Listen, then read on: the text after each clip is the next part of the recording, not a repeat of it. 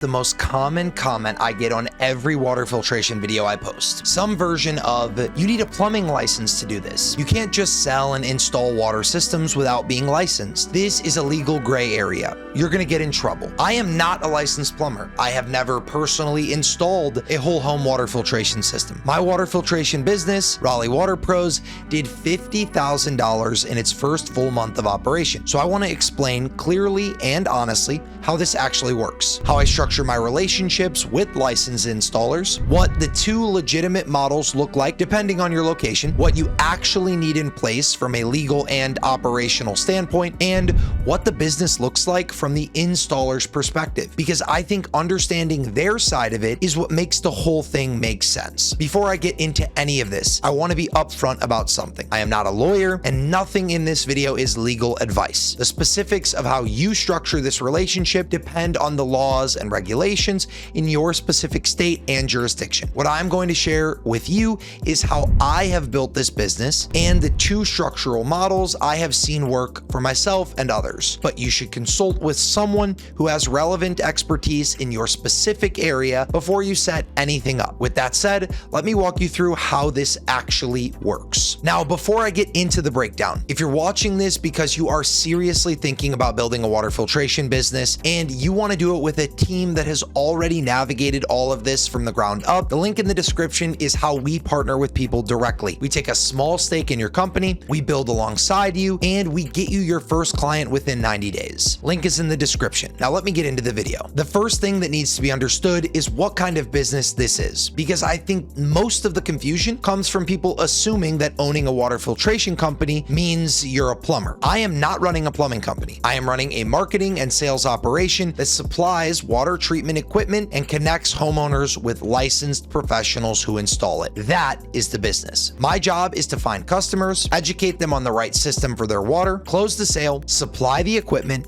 and coordinate with a licensed installer who does the actual installation work. Think about how common this structure is in other industries. A general contractor builds a home, but does not personally lay the foundation, frame the walls, wire the electrical, or install the plumbing. They coordinate licensed subcontractors who handle each of these trades under their own license and insurance. A car dealership sells you a vehicle, but the dealership does not manufacture the car, design the engine, or certify its safety. They are the retailer. The manufacturer backs the product, the certified mechanic backs the service. What I am doing in the water filtration is not a novel legal workaround. It is a standard business structure applied to a specific industry. The key is that the structure has to be set up correctly with the right agreements in place, which is exactly what I'm going to walk you through right now. Now, there are two main structures that I have seen work depending on where you're operating and what your specific situation allows for. The first is the subcontracting model. In this structure, the customer contracts with your company for the full project, meaning the equipment and the installation, and you then subcontract the installation work to a licensed plumber. The licensed plumber performs the work as your subcontractor under their license and insurance. You are the general contractor in this arrangement. The important caveat here, and this is why you need to do your homework on your specific jurisdiction, is that some states and municipalities require a general contractor's license to legally act as the general contractor on a project like this one. If that is the case in your area and you do not have that license, this structure is not the right one for you until that's sorted out. The second structure is the retailer and recommended vendor model. This is how I operate. In this arrangement, I am the retailer of the equipment. I sell the customer the system, and then separately, I recommend a licensed plumber as a vendor who can handle the installation. The plumber enters their own independent service agreement directly with the customer for the installation work. They are contracting with the customer using their own license and their own insurance. I am not the general contractor. I am the equipment supplier who has a recommended professional that I trust to do the installation correctly. In this model, when a customer asks me who is coming to their home, my answer is Kevin, or whatever my installer's name is. And yes, He is independently licensed and insured to do this work, and he's completed dozens of installations with us. He is not just an employee working under a company umbrella license. He's an independent professional who has personally demonstrated the qualifications, experience, and expertise needed to do this work correctly. That framing, a specifically credentialed individual rather than a generic company license, is actually a stronger trust signal for a homeowner than saying our company is licensed and we send whoever's available. The difference between the two models is primarily in the agreement structure, not in how the day-to-day business operates. The customer still gets their system, the plumber still does the install. I still supply the equipment and manage the customer relationship. The paperwork that governs those relationships is all that really differs. Regardless of which model makes sense for your situation, there are 3 agreements that need to exist for this to operate cleanly and professionally. The first is the agreement between you and your installer. This outlines the nature of your working relationship, the pay rate per job, who's responsible for the workmanship, who handles service calls if something goes wrong after the install, and how the scheduling and communication process works. Everything that governs how you two work together needs to be in writing, not a handshake, not a mutual understanding, a signed document. The second is the agreement between your installer and the customer. This is what covers the actual installation work. It should reference the installer's license and insurance, outline the scope of the installation, specify the warranty on the workmanship, and establish who the customer calls if there is an issue with the installation itself. This agreement uses the installer's credentials and puts their professional accountability behind the job. The third is the agreement between you and the customer. This covers the product side of the transaction, what system they're getting, what the price is, what's included, and the terms of payment. You are the equipment supplier in this agreement, and the terms reflect that. 3 agreements, 3 clearly defined relationships, each party's role spelled out explicitly. This is not complicated, but it does require you to actually put it together properly before you start taking customers. Get these right from the beginning, and you will never have a situation where responsibilities are ambiguous or where a problem arises and nobody knows whose job it is to fix it. I want to quickly spend a minute on this because I think it is genuinely important, and because I think it addresses the unspoken question some people have, which is whether this arrangement is fair to the tradespeople involved. Licensed plumbers are excellent at what they do. They have invested years learning their craft. They have gone through the licensing process, they carry their own insurance, and they do high quality work. What most of them are not excellent at is running the business side of being a plumber, finding customers, running advertising, building a lead pipeline, following up with prospects,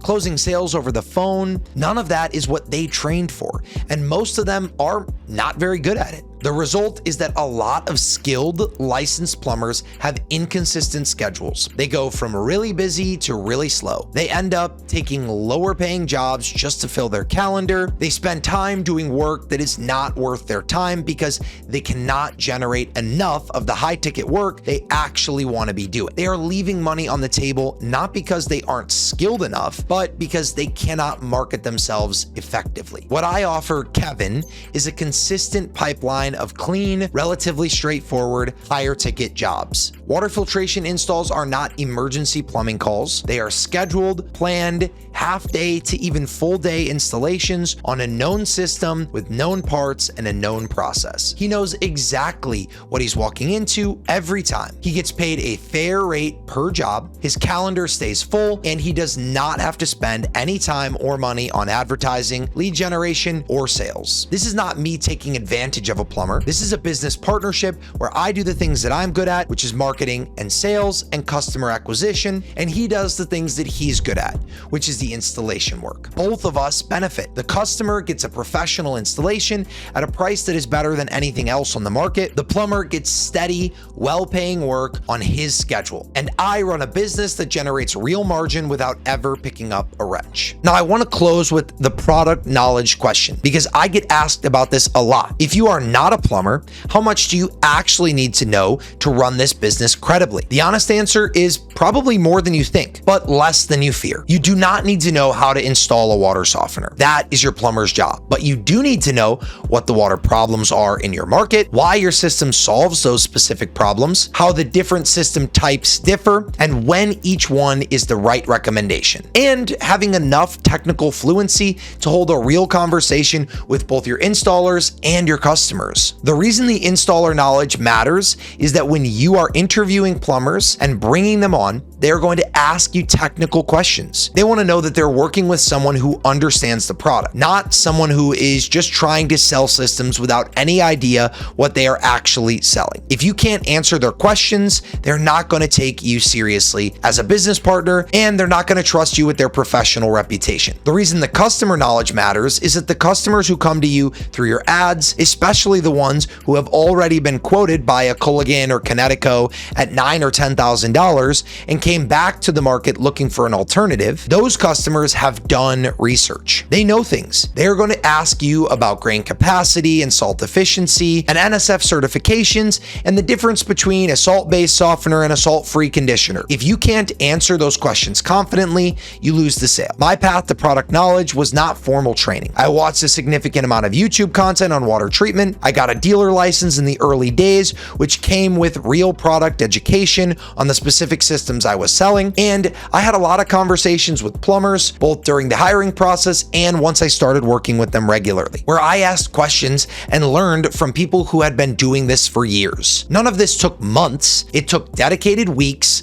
of focused learning and then ongoing education through real calls and real installations. You can get to the level you need to be at before you ever speak to a customer if you put in the time to actually study it. The short version is this: know your water, know your product, know how one solves the other. Be able to say it clearly and answer follow-up questions about it. That is the bar. It is achievable, and it is not what most people expect it to be when they are looking from the outside. So that's the honest answer to the most common question I get. I am not a licensed plumber. I run a water filtration business that did $50,000 in its first full month. The model is real. It is legal when structured correctly, and it has been operating in various forms across dozens of industries for a long time. The structure has to be right. The agreements have to be in place, the product knowledge has to be there, and you need to do your homework on the specific regulations in your state and your market before you set anything up. Consult with someone who has real expertise in your jurisdiction. Do not take a YouTube video as legal advice, including this one, but do not let the question of whether you need a plumbing license be the thing that stops you from building a business in what I genuinely believe is one of the most open and underserved markets in the home service space right now. If you want to build this the right way from the start with a team that has already navigated all of this and can help you set it up properly, the link in the description is how we work with partners directly. I'll see you in the next video.